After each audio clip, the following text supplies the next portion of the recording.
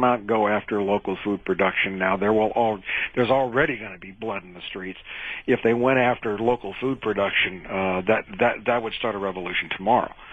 But one thing is really important. It's not just self-reliance as in one individual. There's a unanimous opinion, and this is where I'm really blessed because of the position that I have as CEO of CollapseNet.com, is that, and with my radio show, there are tens of millions of people around the world who understand that we must move to a resource-based economy that respects Mother Earth, this planet that we live on, that is alive, I believe.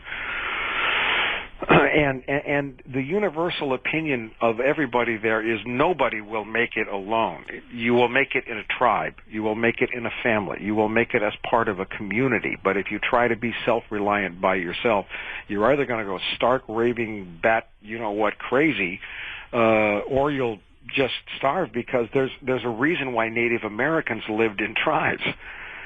And this seems to be the hardest psychological barrier for us to cross. Well, what I mean by self-reliance is I agree with you there about the community, and community is important, family is important, all those things are important. What I mean by that is that I'm finding myself in a situation where I'm seeing more and more people rely on Big Brother to tidy themselves up. In other words, it's all about. I remember that situation when President Obama was elected, and that one woman said, "I'm so happy now because I'm not going to have to pay my mortgage. I'm not going to have to pay my put gas in my car. I'm not going to have to worry about that."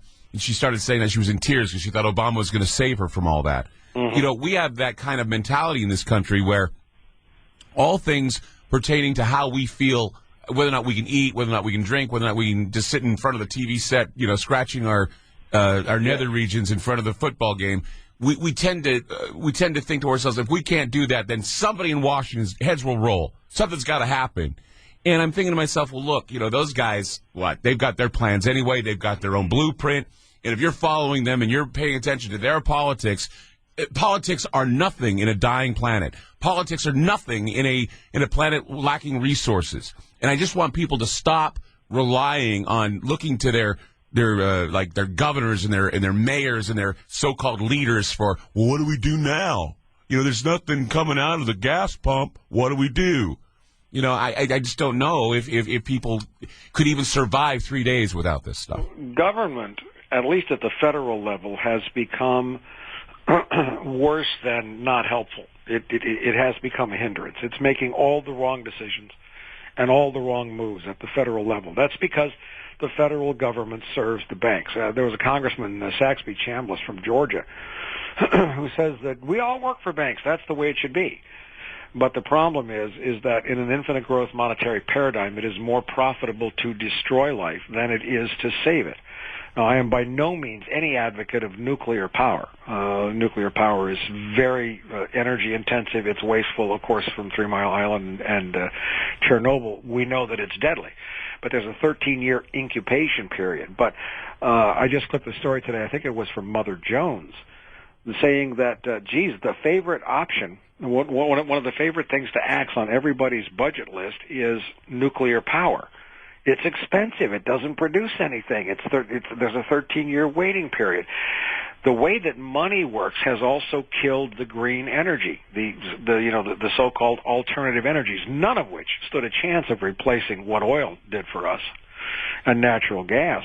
But it's more profitable still to use oil, and profit is driving everything. It is more profitable now to kill people, to destroy lives, and to shut down economies than it is to save them. It's eugenics directives, and we're going to bring them back. I know we will. There's no doubt. It'll happen either by intent or on an ad hoc basis, because or voluntarily. There are people out there that are just willing to step forward and say, "Hey, I'll be the first to go for the sake of the planet." I mean, you hear all these people all the time saying, "I'm willing to just do anything if it means that I'm going to save my butt."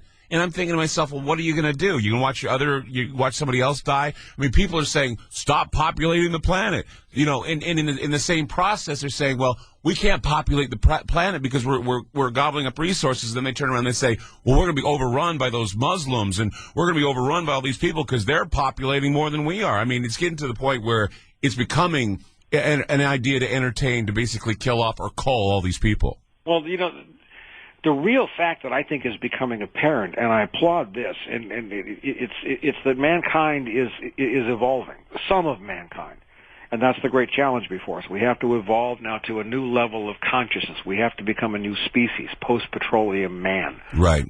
And if we don't, the whole species may well go down.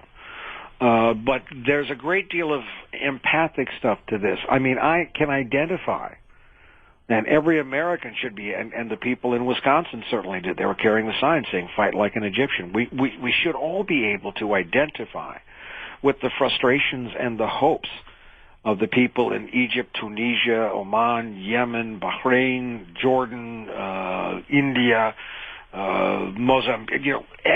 These riots are happening now all over the world. Right. We should all be able to. We should all identify with them. There is no them or us. It is all the human species that's involved now. Right, and we're all fighting for resources, and we're all. I mean, right now America's not feeling. In fact, I had a guy I was talking about. In my Facebook, I said, looks like the food wars are starting. And he goes, well, no, they're not. That's not what that's about. That's not what's going on over there. And I said, what do you think it is? I mean, you think, like I said, your country's in like 40 years of stability, and you just wake up one day and say, hey, I'm oppressed. I'm going to go start causing trouble. You don't do that. You do it because you're either hungry or you're uncomfortable or you're in pain, and your government doesn't recognize your hunger, your pain, or anything else. That's right. And so when people start when people look at oil, okay, and you had said this before. You'd said oil will become an economic liability. It's becoming an economic liability if it's $10 a gallon at the pump. Yeah, it is. But, more than that, the global economy shuts down at a certain threshold. It shut down at $147 a barrel in 2008. Excuse me. It may not take that a number. It may take 160, but that's coming for sure. It's an arithmetic certainty because we know that we passed peak in 2006. We also know that this year it's a mathematical certainty. Nobody has disputed this, and it's been flat out stated by any number of entities that this year the demand for oil will surpass the all-time prior peak demand for oil, which occurred in the summer of 2007 at around 86 million barrels a day. And yet we passed peak in 2006. So there's no way that we can produce the oil that's necessary. It's like none of this works anymore. So the whole global economy is really going to shut down. And China's about ready to topple it, too. But it may well be that Libya all by itself is the straw that broke the back of human industrial civilization. That's going to be remarkable to watch, and if it does, I mean, I can't believe that we're taking this bait. We had it at us. We had it at us back in 1978, 79. I mean, I remember it was Billy Beer and how to make fun of Gaddafi's name. It was Gaddafi Duck or whatever you wanted to call him. And it was just seeming to me that, this is some sort of a thing to think about where people getting shot at the gas pumps and truckers, packing guns because they have to because people are trying to steal food from the back of their trucks. It was just a weird time, and it's going to be worse now because of how we've depended all this time on these things. Michael Ruppert is my guest here on Ground Zero. 1-800-344-KUFO. It's 1-800-344-KUFO. Tonight, give us a call. Talk with Michael. Ask some questions because we're looking at an economy. We're looking at a world that's being ripped apart at the seams. It's all because of lack of resources, oil, eugenics directives, all kinds of other things that we've read about in science fiction books that are now coming true. Back with more. Keep it here on Ground Zero.